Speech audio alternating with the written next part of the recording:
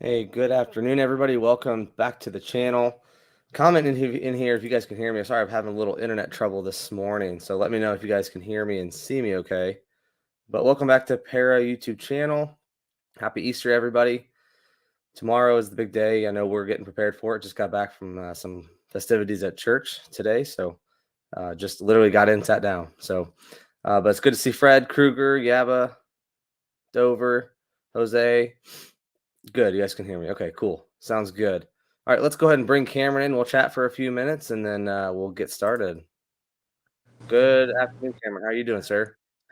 I'm doing well. Happy Easter weekend. How are you? Good, man. Happy Easter. Yeah, we just literally walked in the door from church about 4 minutes ago and came up here and you had these big bounce houses and all this stuff. They had a candy cannon instead of Easter egg hunt for all the kids. It was pretty cool. Awesome. Yeah, very cool. Yeah, we did some the city here where I live, they did an Easter egg hunt, so we took the kids out and did that too. So yeah, it's fun. It's a good time. Can you hear me okay? Can you still hear me? Oh, there you go. The camera's frozen. I think that's better. Yeah, your camera's frozen. Sorry, Cameron. You're I'm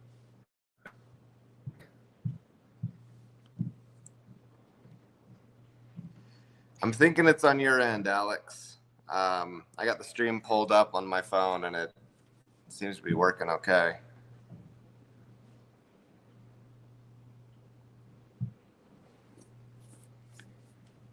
Well, Alex dropped out. Hopefully he'll be back soon. He said he was having some internet issues, but well, good weekend, everyone. I hope that you're doing fine. It is leading up tomorrow is Easter, so the biggest day on the Christian calendar. So for all you Christians, everyone that observes that, happy Easter. Hope that it's good, a good one for you. We'll just be waiting for Alex to rejoin, and hopefully the stream will be remaining live. Are you back? Can you guys hear me? There you go. Yep. Can you hear me? Yes, sir. I don't This think is you weird. can hear me. Never had this problem before. There, It's all I can see you good. now. Can you hear me? Yep. Gotcha. Okay. All right. Well, if you lose me, just keep going. I'm just reading the comments and people are pay your bill. It's probably the ugly pullover you're wearing. You got it. Oh man.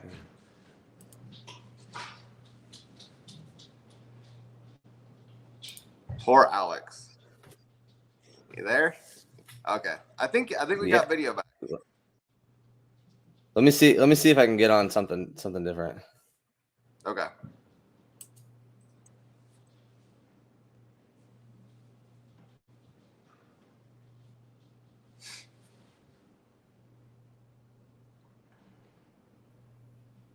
There, is that better? It seems to be better. Okay. I had to log on my phone, so we'll see if that. They've been doing a lot of work around here with power lines and all this other stuff. I don't know what they're doing, but all right.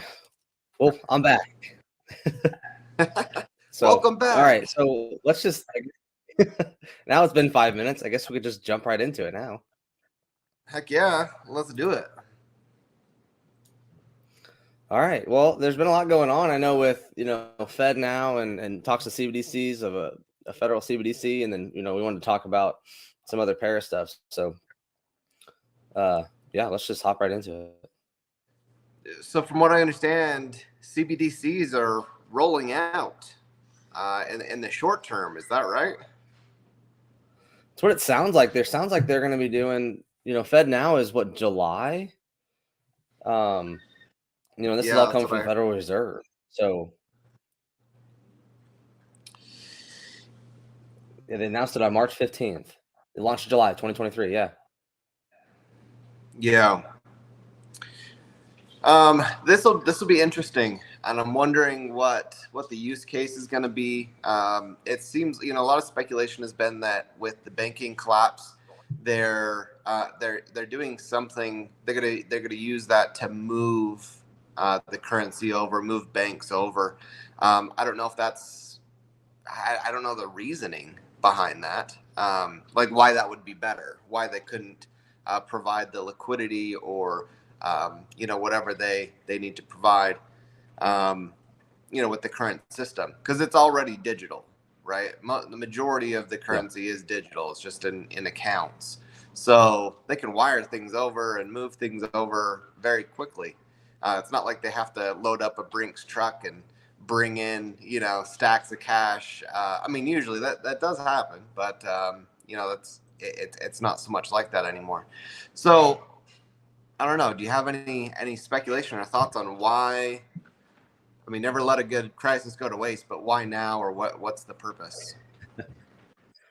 Well, so I'm gonna start with this. I think my concern is it's really quick, right? We're talking other countries are talking CBDCs the next 5 to 10 years. I mean, they're talking late 2030s to have this. And so with Fed now is going to be, instant transfers for banks. And now they're looking at doing a CBDC.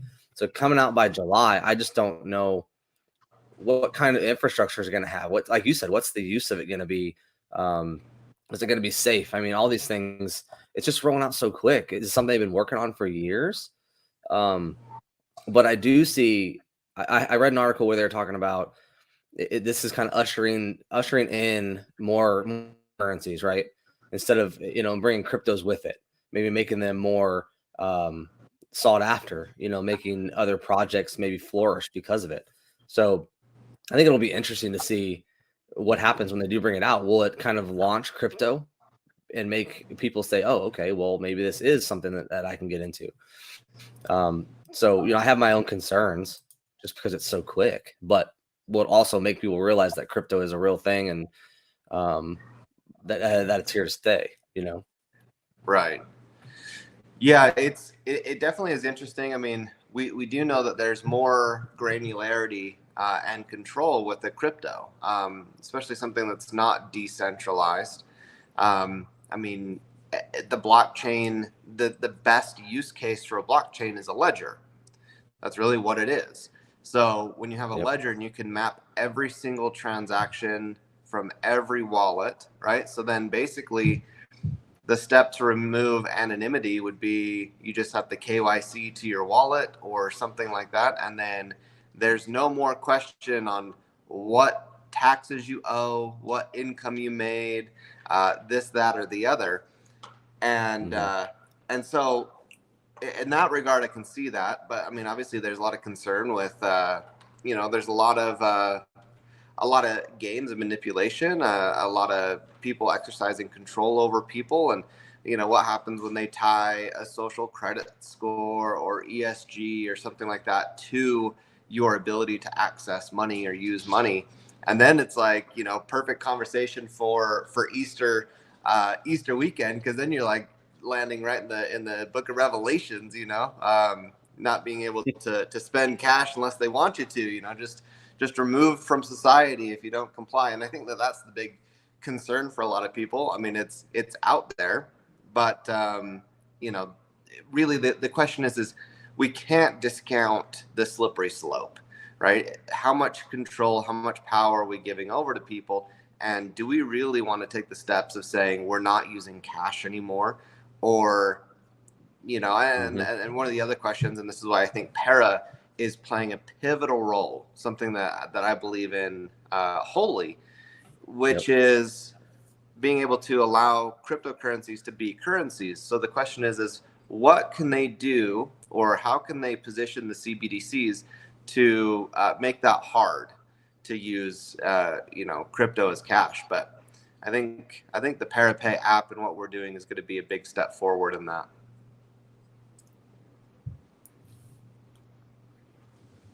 Yeah, I totally agree. And CP Medic, you're right. He brings up a good point. I have heard this. They've been working on it since 2019. But if you really think about it, that's still not a long time. And what part of it have they been working on since then? Is it the instant banking transfers and transactions that they've been working on since 2019? Have they been actually working on a CBDC since 2019? what does the infrastructure look like, and how are they going to carry out the CBDC? You know what I mean? Like all that is, it still hasn't even been 4 years since they've been working on it. So, you know, and like Cameron said, what about the regulation part of it? Who's going to control it? And, you know, what's all that going to look like? There's just so many unknowns. We talked about this on the huddle on Wednesday with Kishimoto, about this. There's still not, where are the details, right? What are the details of it? Well, we don't know. This is just, it's kind of bare bones like it has been for years. So what's going to happen? There's just unknowns. What's that? Yeah, I said just use it. You know, I guess we'll find out what it's about once we're in it. You know, that type of mentality. Yeah. It is interesting, and I wonder if they, you know, to pay homage to, you know, the 1913 implementation of the Federal Reserve, if they had another meeting on Jekyll Island about the design of the CBDCs or whatever it is. You know what I mean? Because it does seem weird. But I'll say this. If we can do this with our currency, if we can take our currency, one of the most important instruments in a free republic, and we can move this to a digital ledger and keep this on the blockchain, I think that we should be able to do this with our votes as well. I think that would be a good step forward. Like I said, the blockchain, the perfect use case is a ledger. So whether we're tracking dollars or we're tracking votes, you know, we should be able to do it. Yeah. And we can kind of swing right into, you know, what this might do for Para too. You know, the article that I was reading, it was saying, you know, there's might be 1%ers or less that flourish because of this. If this was to become a thing, you know, projects that are doing, you know, the right things. And I think Para is one of those that would flourish because of this, for people to actually be able to use crypto in real life. Mm-hmm. You know, a lot of the projects that don't really have a real good use case might not last, you know, because the other ones might just take the spotlight and run with it. Yeah, definitely. You know, it's been interesting. Like I've pointed out the last few weeks, ever since the SVB collapse, a lot of people have put their trust and faith and money, you know, speaking with their feet, putting their money where their mouth is. They've been moving to crypto. And I think that that's a really good move. That's what I was hoping to see, looking at this crisis coming on for, I mean, you know, a lot of these people have been talking about this for a long time. This is not like a surprise collapse, you know, of the banking system. So where do we go from here and what happens? I mean, I don't know, but I do think that Para is going to play a pivotal role in people's financial freedom, where you're able to hold Ethereum, Bitcoin, or 245 other coins / tokens and spend them in store or pay people, you know, with nearly gasless transactions or a gasless transaction.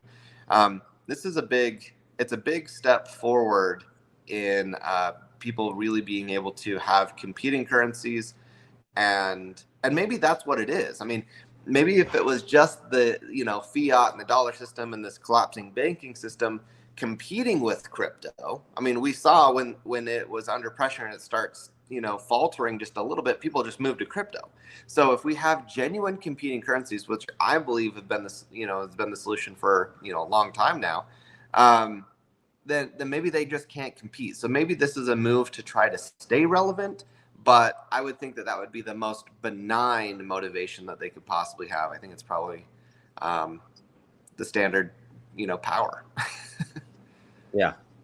Well, and I want to kind of talk about one other thing that Para too. You got peer-to-peer payments too, right?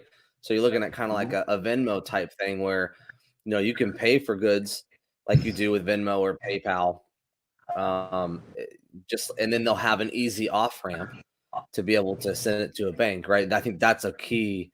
You know, we're talking like with one of the other holders in the huddle. That's the key there for like good for peer to peer is people that aren't necessarily as familiar with crypto being able to off ramp it quickly and easily, and so they can say, yeah, I'll accept crypto because it's easy for me to get to my bank, right?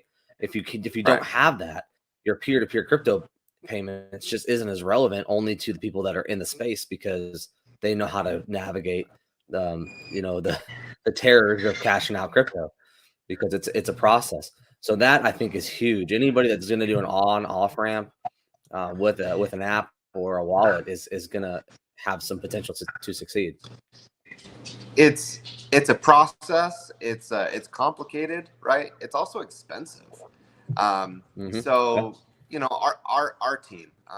So I earn a wage working here at Para. Our developers earn wages, right? This is, I mean, we pay out in crypto. So, Yep.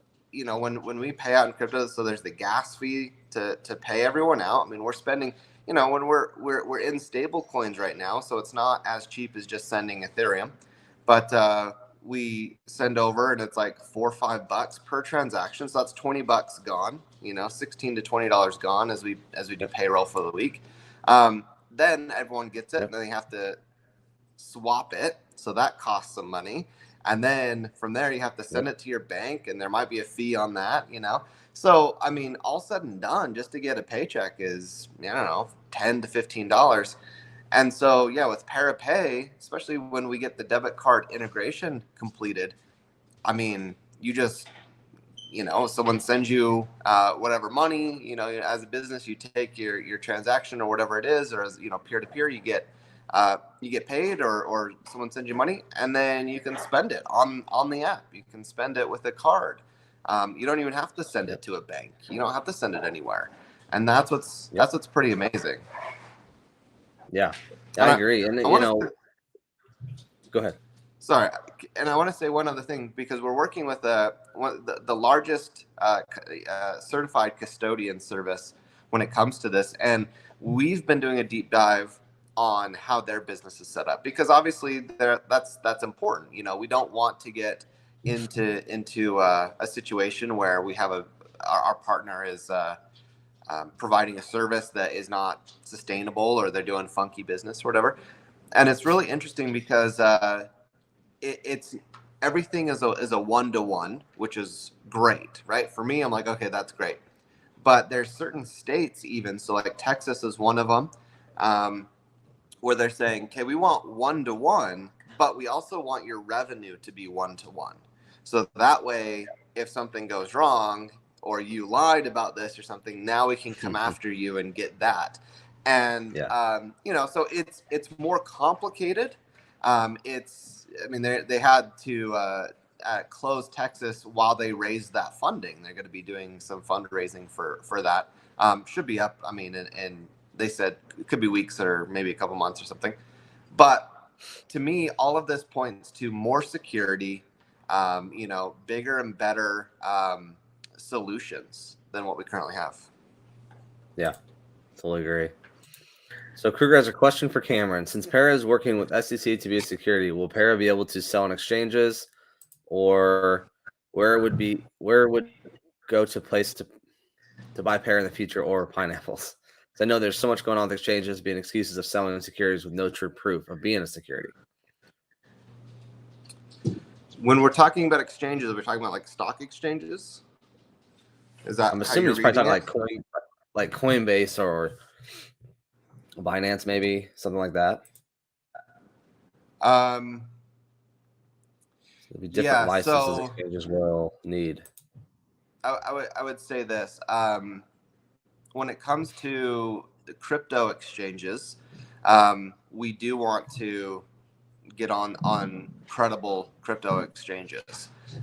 We have to, I mean, and there's a big change going on in centralized exchanges. I talked about this a few weeks ago, but one of the things the SEC is looking at is what's called a wash transaction.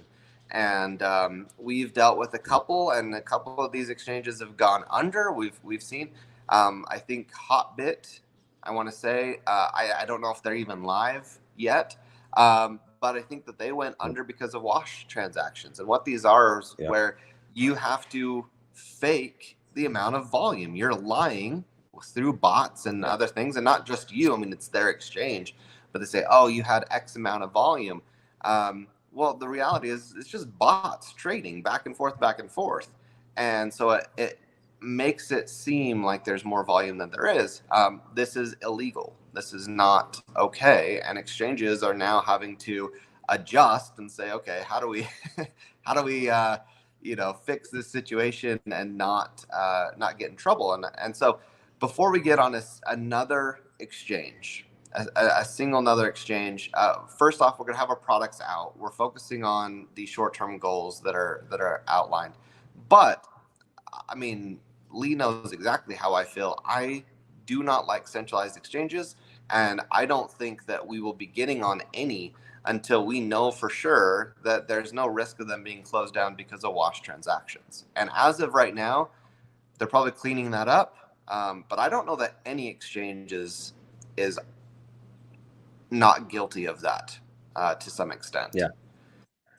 Well, and I think you really need to look at the benefit of your exchanges long term, because your short term benefit, what people don't realize, it's more of a getting eyes on the project, if you want to, so to speak, because a lot of the volume is kept in house. They're you don't get taxes from their buys and sells.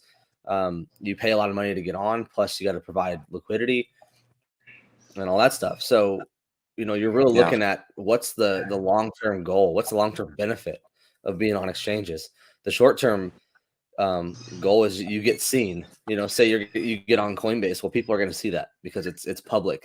Coinbase is a big exchange, and so it brings a lot of eyes to the project. But it's not bringing taxes to the project. It's not, what I mean. So you really have to look at that, and I think some people just don't realize that. Right. Yeah. The benefit sometimes is it's more marketing than it is anything. So yeah, we'll see what happens with centralized exchanges for and crypto exchanges. Now, I would like people to be asking the question maybe to themselves and not so much me, but when we're a security, right? And I want to be clear, we are not currently a security.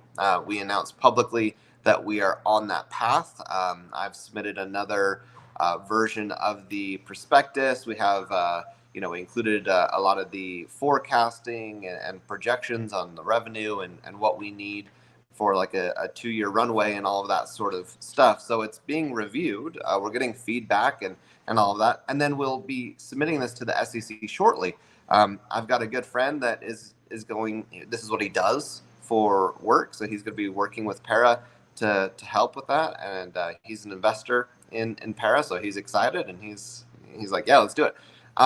But there are some questions that we can't quite answer right now, but the idea is for Para, whether that's Werx, whether that's the Para token, or exactly what or how that works, to be a publicly traded company.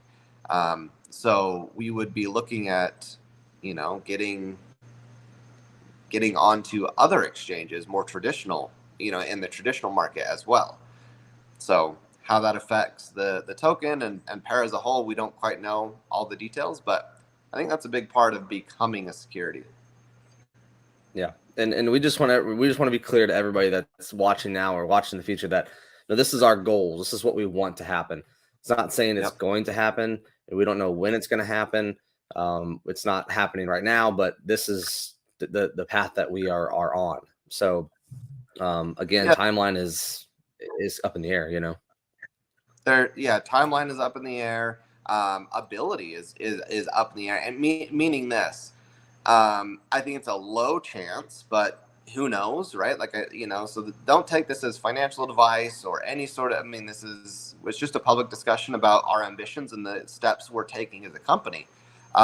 We have not been endorsed or reviewed or anything like that so far. But there's a chance that maybe the SEC comes back and says, you're not a security. Who knows, right? They said, I think it was the director of the SEC said that he believes that 99% or whatever of cryptos are securities. So I would find that hard to believe. But that's been the problem for cryptos to this point. Is I've known cryptos that have gone to do the review and they've been rejected. They've been turned down and said, you're not a security, so we can't register you as a security. So there's just, this is the path we're on, and there's questions that we'll be answering, shortly. Yeah. And there's a lot of questions that are being asked that, unfortunately, until we start the journey, right? We don't know exactly how it's going to turn out until we just start to get into it. So, we might think this, and they may say, "Oh no, it's this," and okay, well, it is what it is. But there's just so many unknowns going into this that we just kind of have to go with it and see what happens. So, Kruger, did that get your question answered? Go ahead, Cameron. Oh, I was gonna say, in that example, let's say that the crypto token itself is rejected as a security. That doesn't mean that we wouldn't then pursue Wrinkleworks as having a security to be publicly traded or something along those lines. Like that's our ambition. Our ambition is to, because this is almost like how you take an organization and kind of decentralize it, right? Is to make it a publicly traded, entity. So this is I don't know. This is a step towards that. Yeah. This is a good question. Has there been any thought of a buy pair feature in the Parapay app? So, Mm-hmm. what if you'll be able to buy Ethereum, right? Theoretically, you'd be able to buy Para just the same, right? Right, right. So within the Parapay app, we would have to, and we have to go. We're having constant follow up meetings with Prime Trust. One of the questions is, what does it all take in order to get Para to be part of their tokens and coins that they offer? Because they offer 245, which means that they have 245 of the largest liquidity pools for certain tokens, Bitcoin and Ethereum and Litecoin and all the ones we know. But yeah, when we get Para, its own liquidity pool with them, then you'd be able to on ramp through Parapay, buy your Para through Parapay, and hold it and spend it, same as cash, same as Ethereum or anything else. Yeah. Which again, it's just streamlining the whole process that we've been using the last 2 years. Buying ETH from Coinbase, sending it to your wallet, then going through Uniswap to buy your crypto. It's going to eliminate all of that, and vice versa.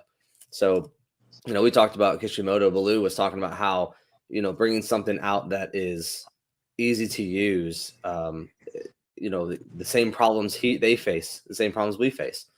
People trying to get people in to buy it. It's just not easy, and it's not easy to get used to. So right there, it just gives you another reason to use the Parapay app. Mm-hmm. Yeah, you just got to put cash in your account. It's not going to look like this, and so I'm a little hesitant to kind of share this, but I'll show you the back end of this system here. There will be an actual bank account and crypto wallet for every user, right? So when you're sending cash in, you can send it through a debit card or a credit card or a check. You can mail in a check. Like this is like funding a checking. You're just moving your funds from your bank account to another bank account that is tied to you. It's not going to seem like a bank account. I don't know that you're ever going to have like a routing number or an account number. You know what I mean? So I don't want Yeah. to make it sound like that. But that's part of the KYC process that we're going to have, and the anti-money laundering is that you're getting an account. So if you have cash in your account, you can then use it to buy crypto. We believe you can even, and we're still needing clarity and there's, testing and stuff, but we believe that you can even send cash because it's just from one account to another account. So if someone else has, Right. Parapay, it would be like a Cash App or like a Venmo in that you could send cash or crypto, same way instantly. Yeah. That's crazy. It's kind of my first thought's like kind of like a bank transfer or a wire transfer. Sending cash from one account to another, but just all using one application, right? You're not having to do separate things. Jump from one app to another to get through with your goals. So yeah, that's huge. Yeah. Yeah, it is, and it's been really difficult to get the the debit card or credit card providers. We're going through several different avenues. Whether that's well, I'll just say, we're talking to third parties. We're talking with the people themselves. I won't say who the people are, but we're trying to figure out how we can get this done. It doesn't seem like it should be this difficult of a task to even have the right conversations. But we're kind of chalking it up to maybe it's because the Holy Week and leading up to Easter and spring break and everything all over once. We're just not getting the feedback that we need, or the calls back. But it will happen. We'll get a debit card in there, and then it will be super simple, right? Because again, it's just the same thing. If you have cash in your account, or you have crypto in your account, you're just tying a debit card to it, or you're tying a credit card to it. So yeah, this is in the long term when we have this, and again, like I said, some of these features may not be available at the initial launch, right? So we may not have credit cards at our initial launch. That may be an integration that we do a little bit down the road. But the long-term goal of what we're doing here, I mean, it really allows people to just act and interact and use what currencies they want freely. And I think that it's one of the biggest events for crypto is to give people this type of freedom and accessibility. Yeah, I agree. It's funny. You got spring break, Easter, and tax time all like right at the same time, because you got tax week next week. So it's all, so you got three big things all in a row. So there's a lot of companies, financial and others, that are just kind of crazy right now. But CP Medic said it, simplicity is great, and it's going to bring it to a lot of people, I think, for sure. Yeah, absolutely. And it'll be interesting to see, I mean, what that means. I don't know if they'll be able to use the liquidity pool that's on Uniswap, or if we'll have to create our own liquidity pool. Who knows what that means as far as taxes? I mean, eventually the idea is to make Para a tax-free token, right? And have it be used and exchanged, in this way. But it'd be interesting to see exactly how it all works together. It would be cool if they were able to use or pull from the liquidity pool from Uniswap. Now that might mean that there's gas transactions and stuff like that we don't like, but I don't know.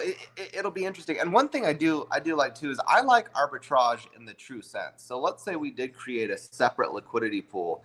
Arbitrage in the true sense means that if people are buying on the Parapay app, you might actually have a different price on the Parapay app than you do in Uniswap.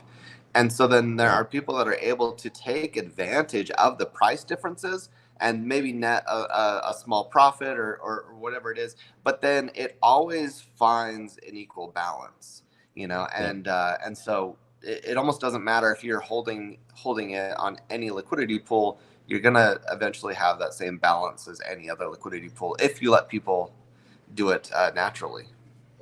Yeah, and then other platforms don't do it naturally. It's happening, but it's not necessarily natural. So Cameron explained this to me. We were talking like, oh, we got to, arbitrage in natural sense is good. And I'm like, well, how does that make sense? And so he explained it. I'm like, okay, that makes sense now, so. Yeah. If you can buy Para for, 25 cents cheaper per token or whatever, or per $100 and take it to another liquidity pool and offload it and make $50. I mean, then you don't need bots. You don't need fake volume. You don't need any of this manipulation. People are just going to say, yeah, I'll do that for $50. Sure, why not? And really, ultimately, it's pretty harmless, and it helps. Yeah, and you got to look at it this way. It's a process too. So it's not everybody's going to be doing it, because it's going to be a little bit of work. So people that aren't as familiar with doing this, they're not going to mess with it, right? And there may be fees involved too, transferring from one to another and selling, and you might lose some of that profit. So some people, I would say probably most, will probably be like, I'm not even going to mess with it. So it's not like it's going to be, people in the masses going to be doing it. Yeah. XT price pair half, but takes 80% in fees. Yeah, I know. We've been riding this pony for a long time, and it's funny to see this crap. But yeah, if Pair were to become a tax-free crypto, what would be the route to continue funding charities for vets? That's a good question. Yeah, I think there's a few options for stuff like this. I mean, If we, and I've heard Lee say this, that he wants Para to eventually have no taxes on it, right? But let's say we go there. That doesn't mean that. We're still doing buybacks. We're still having revenue coming in, NFTs being sold, things like that. So maybe we set up a special staking, wallet or something like that that is earning staking benefits as we buy back tokens. A certain percentage goes into the staking wallet, and we're earning rewards and things like that. I mean, there's a lot of different options, whether it's revenue share or staking or portion of the profits that we earn. So yeah, I mean, charity for vets, and I like this background, no holder left behind type of thing. Like that spirit of Para is always going to continue on. I mean, charity is a big part of what we're about and what we do, and I think what makes Para special. Yeah, I agree. And we don't ever want to get away from our roots, right? So we don't ever want to get away from how we started and things like that. No.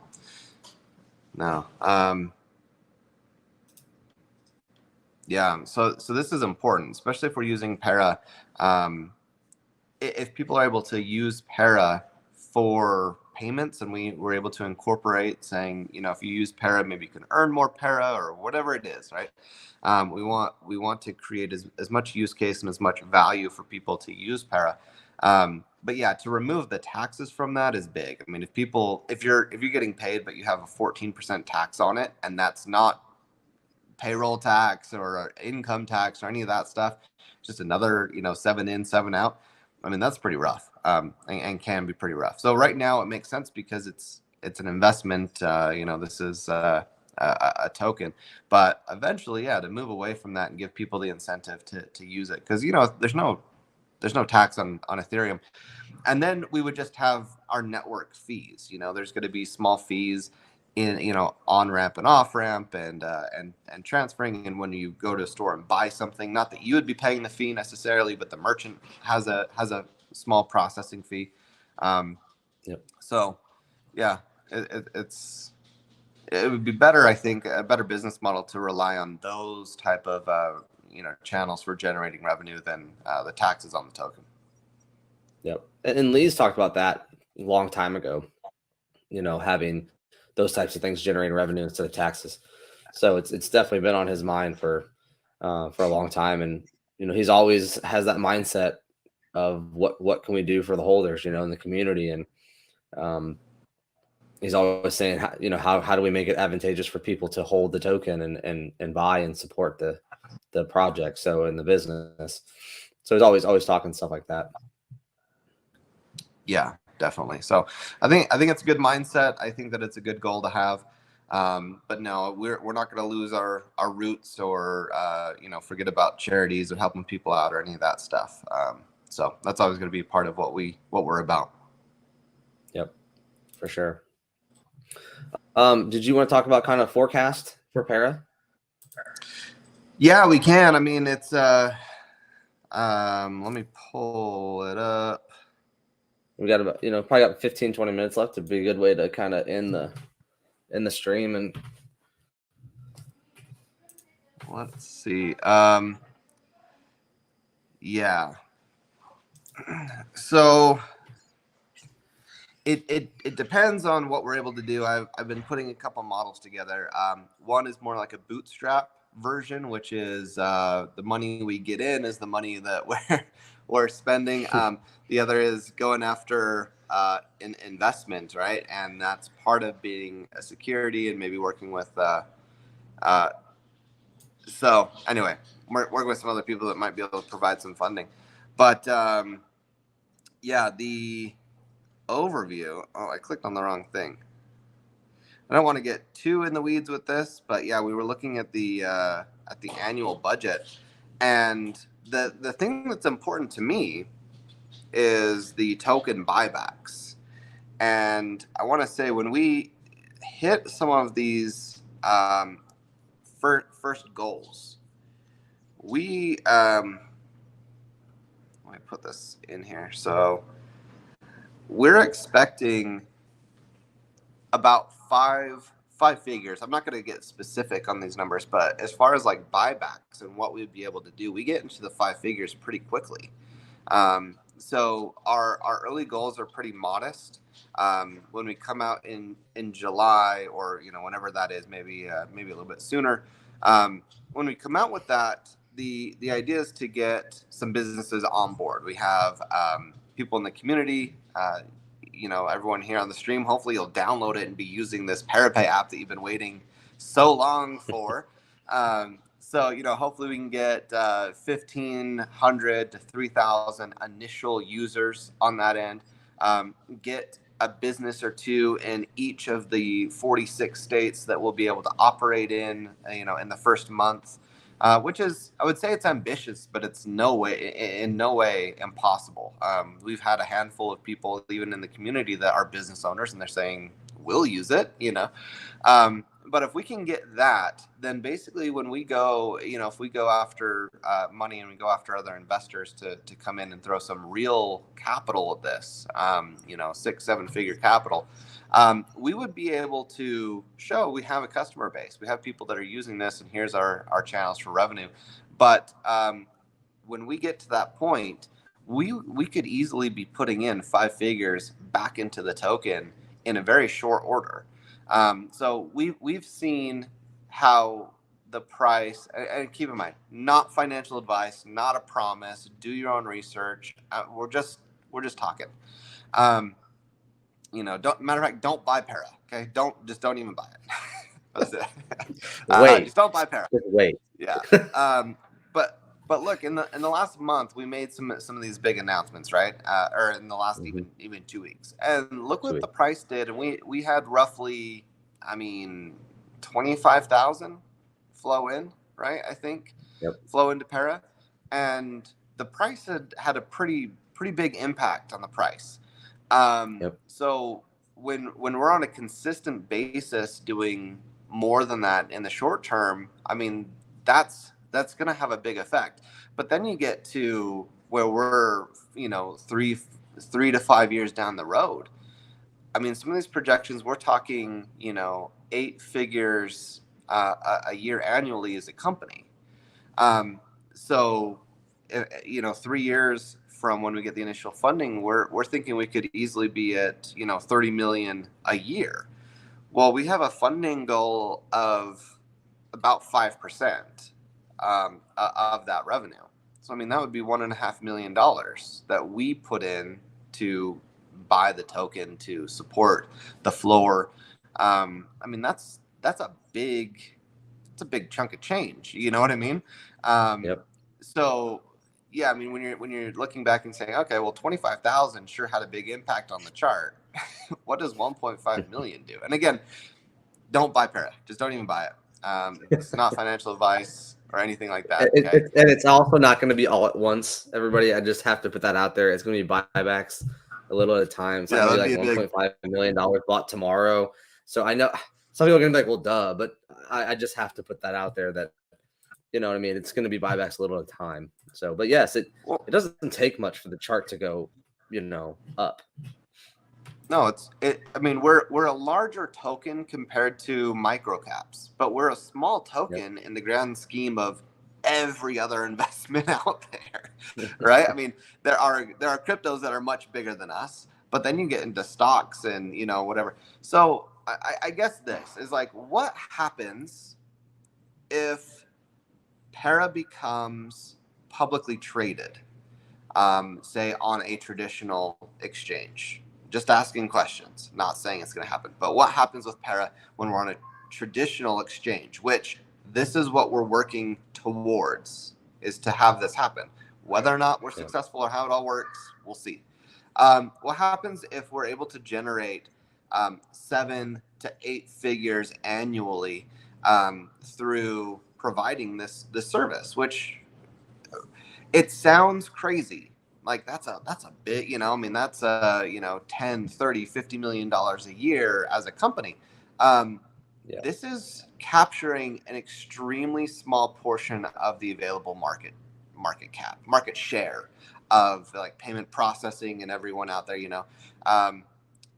Go look at what Visa does per quarter or per year. Go look at what Square or Stripe does per quarter per year, right? And then look at what we're shooting for in the next, 3 to 5 years. It's still a relatively small percentage of the overall market available. So it seems pretty conservative from everything that we're doing, and especially if we're able to get the type of funding that we're wanting and work with the type of people that we're trying to work with, you know, to to have I've got a projection where it's like we have 1,500 users on the consumer side and 46 businesses, and we're generating decent revenue to continue to grow and expand this. That's not even 1,600 clients, in this massive country with people moving into crypto and this whole adoption. I mean, we're looking at the projections for crypto processing, payment processing, as becoming one of the fastest growing industries in the world, right? Where over the next couple of years, I think maybe one of the only industries growing faster is AI, because this is like such a big thing, with all of these It's the apps and season. people coming in. Yeah. Yeah, but this is such a huge thing. So just, if we're able to execute, and we had a team meeting a month or two ago, and it was like, here's where we're at. If we can do the SEC, publicly trading, get this funding, start, release the app. All we need to do is just do what is on the roadmap, one after another, focus and just knock it off.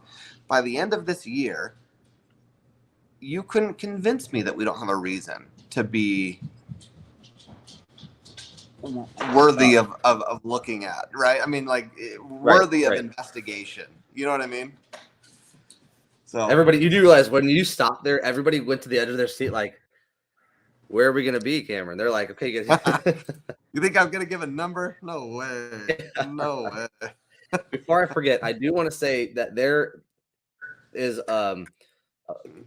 Cameron had put in Telegram maybe a letter of intent for businesses that if you want to do something like that, to possibly use the Parapay as a business, or you may know somebody, go check that out. It's not a letter, it's not a binding contract or anything like that saying you are going to use it, but it's something that he wants to put in with the prospectus. So if you know somebody in your area, or you know a friend that owns a business, they may want to use it. And he kind of put a sample of a letter that in there. Have them write something out and send it to Cameron. Like you said, he just wants to put it in with the prospectus, as people showing interest in using it. So I don't know if there's anything else you want to say on that. I just want to mention it. Oh, and I'm glad that you did. Yeah, it in no way obligates your business to use it. Obviously, we hope that you do, right?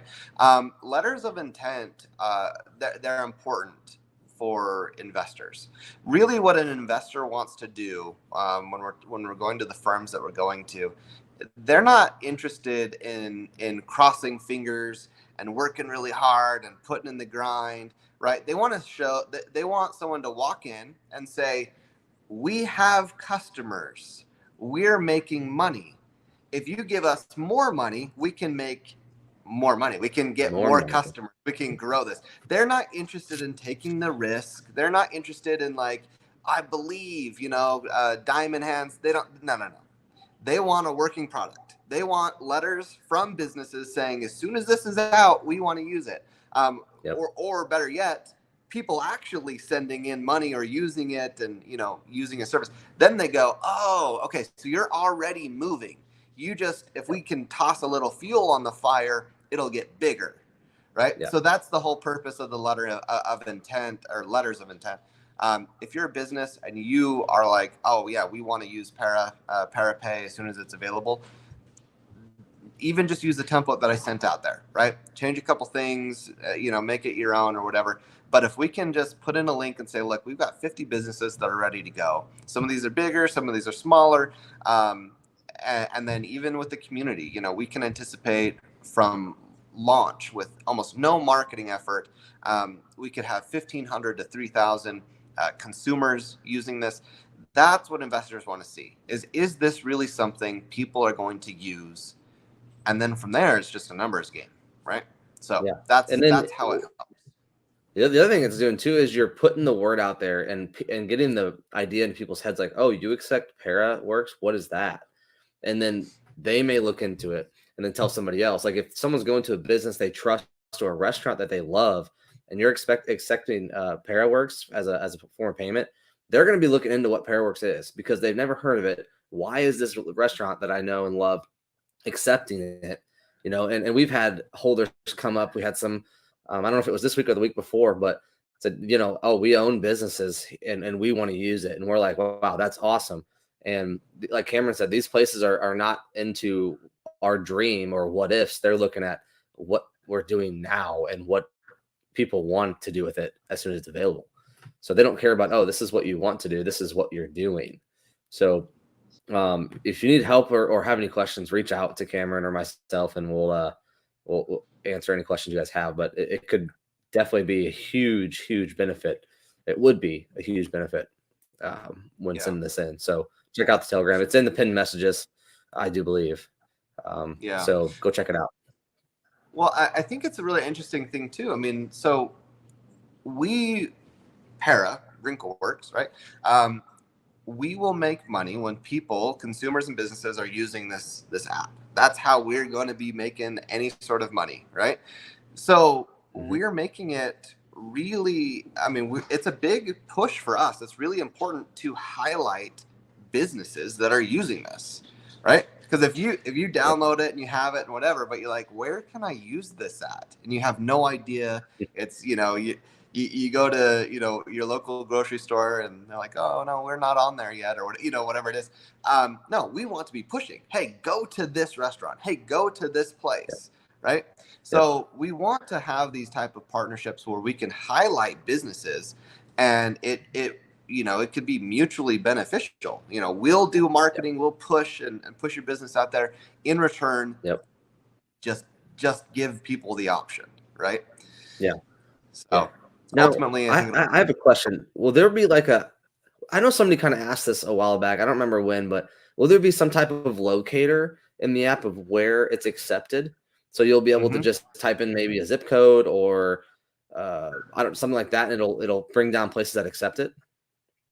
Yeah, I mean, how the functionality works exactly, whether you can just do it by the location nearest you or put it in a zip code or anything like that. Yeah, that's how that's gonna work, and then it'll just populate. So the vision is to have a map with pins of all the stores, as well as a list underneath that you can just scroll, have access to website, phone numbers, and, you know, whatever, you know, socials or whatever you need to do.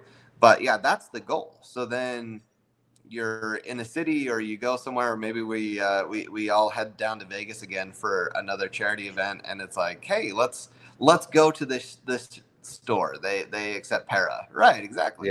Yeah. So and for me, it'd be like, you know, if we go on a trip, okay, well, let's find a place that accepts para, you know what I mean, or the ParaPay app where we can use it while we're traveling, you know, stuff like that. And I think that's huge. It's free marketing for businesses, those restaurants and stores and stuff. That's just another way for people to go use those, you know, because it's in support of the project you support, or business you support. So again, it's just free marketing for both, you know, so definitely love that. Right. Yeah, and it's really cool too. I mean, I think this is going to be hugely beneficial for businesses, and we're not out here trying to make this cumbersome and confusing and whatever. We want it to be really competitive. We want to really extend the benefits to you know, to the businesses. So we're looking at the current rates that we're able to charge, and there's some questions we still have to have answered. But you know, if you're a business and you're paying 2.5 or almost 3% per transaction, I mean, we're giving you the option to take cash or like to swap the crypto, you know, to cash or whatever, or potentially it may even be able to where someone can send cash from one to the business and there's no swap. I mean, there's some things we're trying to figure out, but if you accept crypto, not even just like, yeah, you send me crypto, it'll swap it and I'll get cash, but I'll just take the crypto. I mean, like the savings are crazy. I mean, Yeah. there's really no reason other than maybe convenience to even use fiat anymore. Yeah. You can save a Well, and lot. my first question for business would be, my first question before we get to this is, why wouldn't, if a business can use it and save 1.5% maybe in fees and still get USD, right? Because a lot of businesses, we've talked about this before, might not want crypto, and they can use Mhm. it and get USD. Why wouldn't you use it? It makes no Yeah, sense not to be able not to do it. You're not getting crypto, you're just using the system, right? And you're going to save, right, instead of getting 3%, you're only losing 1.5%, 1.5. So that's the first question I would ask is why don't you want to use it? Okay, so it's something new, but there's new stuff all the time. So it just doesn't make sense why people won't want to save that 1.5%. Just as an right, example. right. And this question right here that's on screen, this is really, really important. I think that this really adds to our value, Hmm. our value offering. So the value offering's big. And if we can't launch with a debit card or any of that stuff, it's okay because every business is already accepting debit cards, right? It's not like this new innovative thing. It's the crypto that's innovative. But if we can have it in one Yeah. platform, or you have a card, right, then that makes it easier. But this right here is it. Once we get a debit card and it's connected to the EVM, right, or a credit card and it's connected to the EVM, which is the EuroPay, Mastercard, and Visa network, Network. Yeah. there it doesn't matter. You can go Yep. to Walmart, you could go to your grocery store, you can go to Costco, that whatever. And as long as they accept Visa card or MasterCard, you can pay Mastercard. with Yeah. it.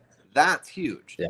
And then on the Yeah. merchant side is we also want to be able to offer that, so you don't need this and Parapay. You just need Parapay and you can accept Visa or crypto, right?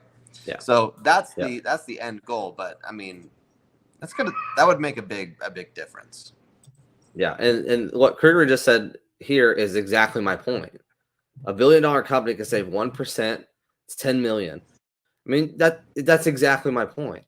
Why wouldn't you use it? It makes no sense why you wouldn't save that kind of money. For $1 billion company, $10 million doesn't seem like a lot, but it's millions of dollars. It doesn't matter. And that's over how long, and that's just go year to year, right? Year to year to year. It's a lot of money to save. But, all right, so a little history about me. So I was an electrician for 5 years before moving into this Hmm. industry, and I worked for a company, good company, all of that. And actually, they were growing. They were one of the fastest growing, and still one of the fastest growing companies that that did electrical and plumbing and heating and all that in the state. But after materials, payroll, gas, insurance, everything that goes into running the business, right? Their target was close to 1 to 2% growth year over year, right? Yeah. So after paying everything that they needed to pay for, they hoped to be ahead of the game where they were last year, 1 to 2%. This is 1% off rip, right? Yep. 1% off rip, easy. I mean, that's crazy. And this isn't like, oh, you're going to save 1% on your insurance, right? Which is a small piece of the overall whatever. No, this is how you take money in. This is quite Yeah. literally your entire revenue stream grows by 1% because you're not paying it in fees. That's massive. Yeah. And yeah, you look at something like that, like what a $1 billion company does, or even a company that's doing $5 to $10 million a year, which is that's the backbone of America, right? What that does for them, and then what that might do for para, which is Yeah. something we look at on this Absolutely. end, right? Absolutely. So I think CP is kind of looking for the process. So from a business standpoint, either crypto or cash receiving is huge. How will we be able to explain this? So they simply download the app, or what else is required? Yeah. So from a business standpoint, so what no matter what end you're on, if you're a consumer, then you have a KYC. If you're a business, you'll have a KYB. You'll have to go through a process because you're getting a bank account, right? So ID verification, that whole thing, you'll be good to go. So yeah, you download the app, you do a KYC or KYB, and then you fund your account. It's that simple. And then I think we've talked about this before. How, on a business standpoint, you want to go through the process. So if someone pays in crypto, and then kind of go from there, how they would receive their funds. And I know we've talked about it before, but yeah, um, I that's speculation on my part because we're still working through. We haven't actually done it, so I haven't seen it with my own eyes. But so it would be basically you have your merchant account, right? Someone, let's say we don't have a card yet. You just take your phone, you scan a QR code from their POS system or whatever it is. Or you can even print out a QR code, and then even people from the decentralized non KYC, they could even scan it and send you money in, right? It's not going to be exact. I mean, you're going to have different totals for every customer. Their spending is different. But maybe for a tip or a charity or something like that, that would be effective. Either way, it comes into their account. They can choose as soon as I get something, convert it, or just give me the crypto, and then they can do it. But then it just isn't in their account. So as a business, if you've ever used like Square Up or whatever, cash comes into your account, and then you decide to withdraw it. I think we're going to set it up on like an automatic thing, so it'll come in, and then you'll get an automatic settlement, probably 24 hours or something later, and then it'll just come right into your account. Now we're going to give people the ability to change that or whatever, because maybe a merchant, I mean, who knows? Maybe they want to be using Parapay to pay their things, right? That would be the main goal, is to keep everything actually on chain and in the network, not just moving it to a bank. yeah, should be pretty simple. I know there's a few businesses that I'm going to go talk to. One of them is my old employer that I'll go talk to about it, because one of the main things too is it's not just going to be Para. You'll be able to accept multiple other cryptos as well, the big ones, Bitcoin, Ethereum, things like that. So that's also, it's not going to be, all you can accept is this low market cap cryptocurrency, but you can accept these two, which are more widely recognized across the market. Most people And know, whether they believe it or not, know about Bitcoin and Ethereum, and stables, if they wanted to get cashed out to a stable, if they want, I mean, whatever it is. But it makes it really, because there's going to be, I mean, we have fees with what we're doing, and this is, it's an expensive thing to to be able to provide on our network. So we have to have some network fees, and we're covering other fees, stuff like that. But yeah, I mean, if you're converting, right, you're doing a swap from Bitcoin to Ethereum or something like that, there's a charge on that. It's very small, right? And what we're doing. But yeah, if a business is like, no, just send me USD and I'll keep it in USD, or send me Bitcoin and I'll keep it in Bitcoin. I mean, that is where we really want to be pushing people. And I mean, those fees are virtually, well, I'm not going to say anything, but it's very low. It's very, very low.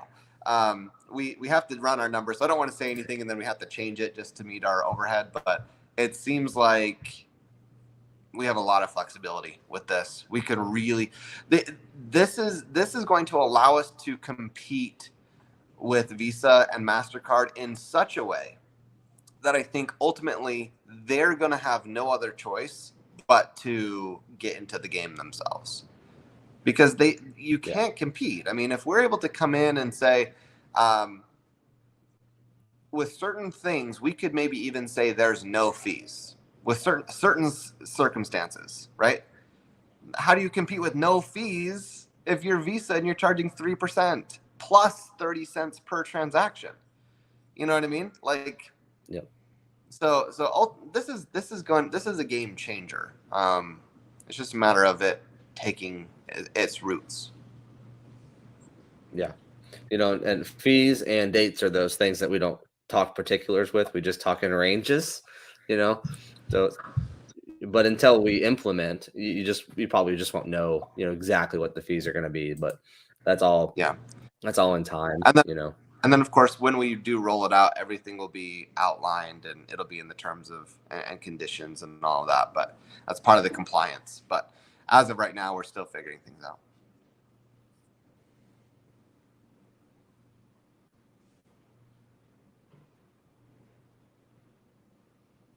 Are you there? Did I lose you?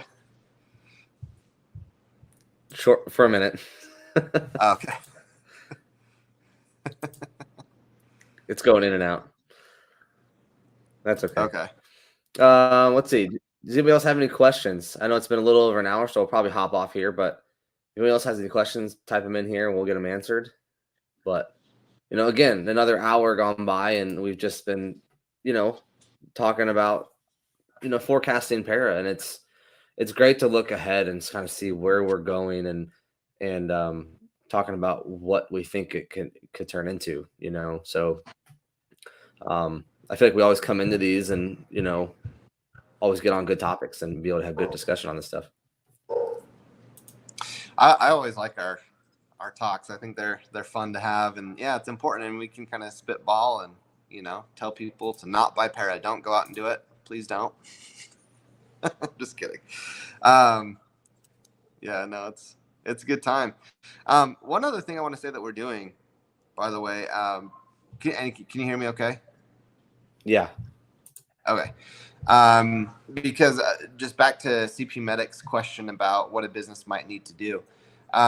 So we want to be a standalone, payment processor and all of that. That's why we're first coming out with the two different apps, the merchant and the ParaPay consumer app. But one of the big pieces for us that we're going to be focusing on as soon as we roll these out are integrations with other apps, right? I went to a steakhouse with my wife the other day, and they have one of those kiosks on your table, and when you're done eating, you turn the kiosk around and you just swipe your card and put in the tip and all of that. Those types of systems are perfect points of integration for us. Yep. So to build these relationships and people at restaurants or whatever it is, right? To just be able to have that option, hey, do you want to pay with ParaPay? You pay with crypto. That's a big part of it. But there's the standalone app. Then there's also third-party integration, which is going to be huge as well because they're already in stores. They're all over the place, right? Or of course, you just have your card and you just tap your card and you're good to go anyways. It doesn't really matter. So, right. I just thought of big. Mm-hmm. I think it's funny that, with the use of Prime Trust, they kind of made that part of it really easy. And now the debit card, credit card part has proven to be a little bit more difficult. And I think that's just kind of funny that the whole licenses and stuff we thought was going to take time and be difficult and cost a lot of money, and it's not. And then, now, the debit credit card has become harder to do, Right. Yeah, right now it's just getting people to respond. I don't know why. And it has nothing to do with our business, because if you look at the business and we're registered with FinCEN, and obviously Prime Trust, they did their vetting and they're like, let's go, this is all great. We're definitely a candidate for all of this, and that's what we've proven over and over again.